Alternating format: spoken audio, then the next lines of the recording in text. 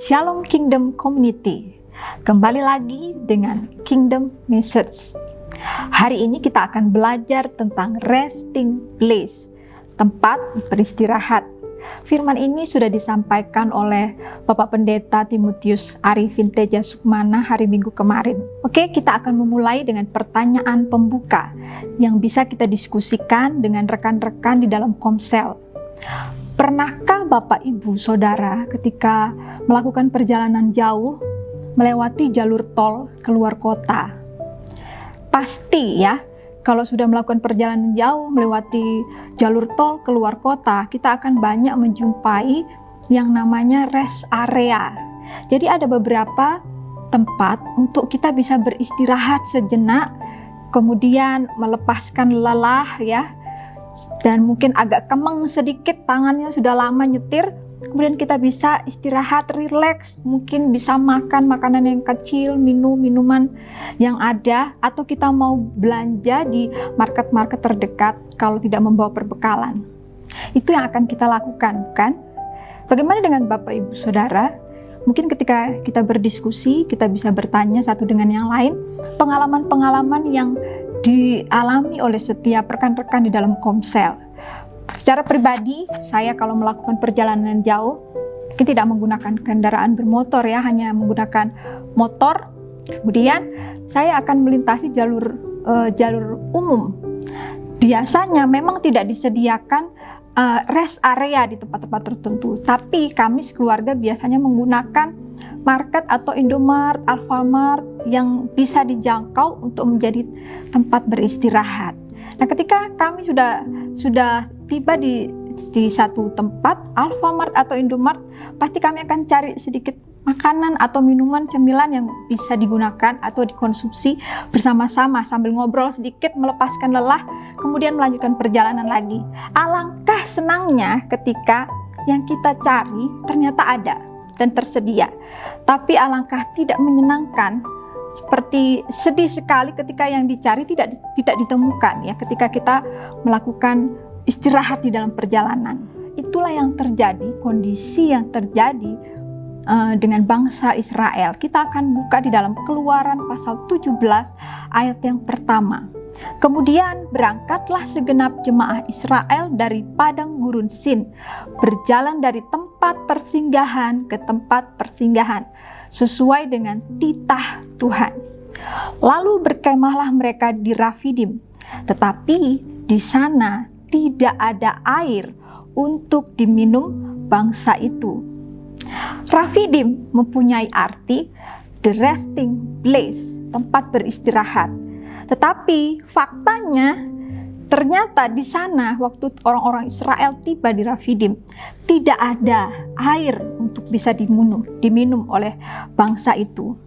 Nah, yang perlu kita pahami warga kerajaan, bahwa perjalanan bangsa Israel hingga mereka sampai dan berkemah di Rafidim itu bukanlah kemauan mereka sendiri, tetapi sesuai dengan titah Tuhan. Perhatikan di sini bahwa bagi umat Tuhan, segala sesuatu yang terjadi dalam kehidupan mereka adalah seizin Tuhan. Sebab itu, pastikan setiap kita adalah termasuk umat Tuhan. Karena kalau kita umat Tuhan, maka segala sesuatu yang terjadi, baik itu yang buruk, baik itu yang baik, itu adalah seizin Tuhan. Warga kerajaan, jangan pernah merasa cukup hanya dengan menggunakan aksesoris. Kita sebagai orang Kristen, aktif di dalam kegiatan gereja, perlu kita lakukan adalah kita perlu memiliki kehidupan yang mengenal dan senantiasa hidup di dalam kehendak Tuhan untuk menjadi umat Tuhan. Warga kerajaan, Rafidim yang seharusnya menjadi tempat beristirahat atau resting place berubah seketika menjadi tempat pertengkaran, fighting place. Kenapa? Karena umat Israel saat itu bertengkar dengan Musa. Itu jelas tertulis di dalam ayat yang kedua.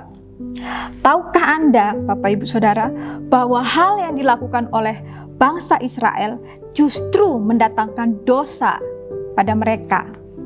Dosa apa? Dosa pemberontakan terhadap otoritas. Bangsa Israel tidak sadar bahwa sebenarnya pemberontakan yang mereka lakukan bukan ditujukan kepada Musa, tetapi kepada otoritas tertinggi, yaitu Tuhan sendiri. Kenapa demikian, warga kerajaan? Sebab sejak awal firman Tuhan yang kita baca di dalam ayat 1 tadi, dikatakan bahwa mereka sampai ke Rafidim adalah sesuai dengan titah Tuhan. Dengan kata lain, sesuai dengan perintah Tuhan. Nah, ternyata tidak hanya bertengkar.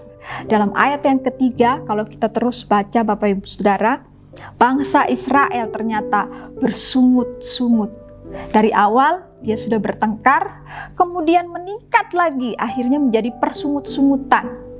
Warga kerajaan, jika kita mengerti dan percaya bahwa penyertaan Tuhan ada dalam hidup kita, tidak perlu ada persungutan saat kita sedang menghadapi permasalahan kehidupan. Dalam keadaan yang terjepit, Musa datang kepada Tuhan. Ini merupakan tindakan yang sangat tepat. Saat dalam keadaan terjepit dan tertekan, Musa datang kepada Tuhan. Saat kita datang kepadanya, Dia pasti selalu ada bagi kita, bagi Bapak Ibu Saudara dan saya. Dalam ayat 1 ini kita belajar dua hal yang sangat penting yang kita bisa bahas dalam komsel bersama-sama. Yang pertama, Tuhan adalah tempat peristirahatan kita, our resting place. Ada lirik lagu lama yang sangat bagus sekali kalau dinyanyikan di dalam komsel ya. Liriknya bagus dan cukup mengena di dalam hati, mengingatkan kita betapa Tuhan itu menjadi tempat peristirahatan yang paling bagus, pilihan yang paling tepat. Saat terindah di hadirat-Mu, berkat melimpah ada padamu.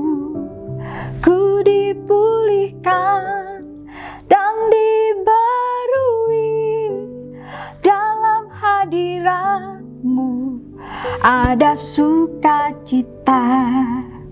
Dalam hadirat Tuhan kita memperoleh kesegaran dan kekuatan yang baru yang memampukan kita untuk menang atas setiap permasalahan hidup kita.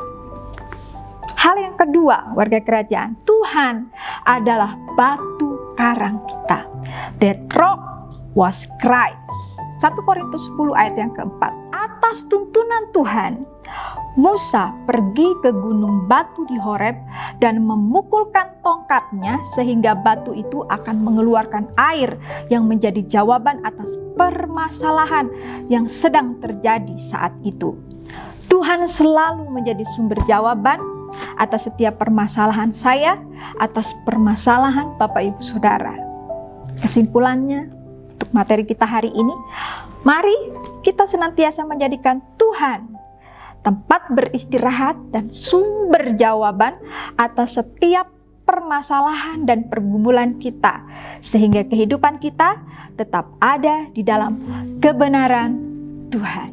Baiklah Kingdom Community, kita akan tutup dengan salah satu ayat di dalam Yesaya 33 ayat 15 dan 16. Firman Tuhan berkata demikian, orang yang hidup di dalam kebenaran, yang berbicara jujur, yang menolak untung hasil pemerasan, yang mengebaskan tangannya supaya jangan menerima suap, yang menutup telinganya supaya jangan mendengarkan rencana penumpahan darah, yang menutup matanya supaya jangan melihat kejahatan, dialah seperti orang yang tinggal aman di tempat-tempat tinggi.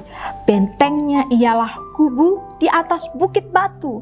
Rotinya disediakan air minumnya terjamin. Warga kerajaan, janji Tuhan bagi kita 3P, penyertaan dan perlindungan serta penyediaan bagi setiap orang yang hidup di dalam kebenaran. Mari kita berdoa. Tuhan, terima kasih, kami mengucap syukur kepadamu buat hari ini. Kami boleh berkomsel bersama-sama di tempat kami masing-masing.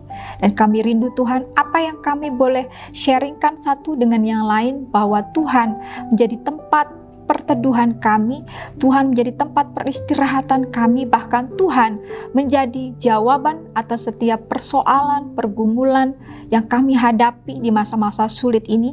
Tuhan menolong setiap umat-Mu dimanapun mereka berada. Tuhan menyertai mereka, Tuhan menolong, Tuhan memberikan jalan keluar atas setiap pergumulan-pergumulan mereka.